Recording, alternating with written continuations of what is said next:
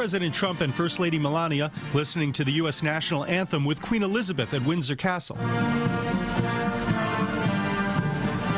The president got a major dose of royal pomp and pageantry as patriotic American songs were played. The Queen and Mr. Trump did a tour of the honor guard. Later, they had tea inside Windsor Castle.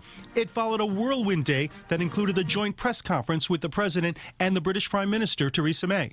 This incredible woman right here is doing a fantastic job, a great job. Mr. Trump had to do some fast political backpedaling after seeming to criticize the Prime Minister in an interview given to the British tabloid The Sun over, among other things, the UK's approach to Brexit. I did give her my views on what she should do and how she should negotiate, and she didn't follow those views. I would actually say she probably went the opposite way. I didn't criticize the Prime Minister. I have a lot of respect for the Prime Minister, and unfortunately there was a story that was done which was, generally fine, but it didn't put in what I said about the Prime Minister. It's called fake news, and we solve a lot of problems with the good old recording instrument. Concerning his summit next week with Vladimir Putin, Mr. Trump says he will raise the issue of Russian meddling in the U.S. elections in light of new indictments in the case. I will absolutely bring that up. I don't think you'll have any, gee, I did it, you got me.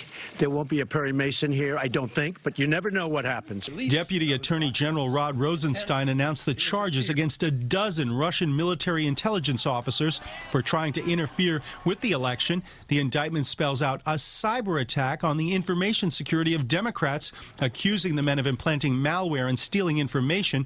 They're also accused of taking that information and trying to influence voters' opinions. First, they used a scheme known as spear phishing, which involves sending misleading email messages. Second, the defendants hacked into computer networks and installed malicious software that allowed them to spy on users.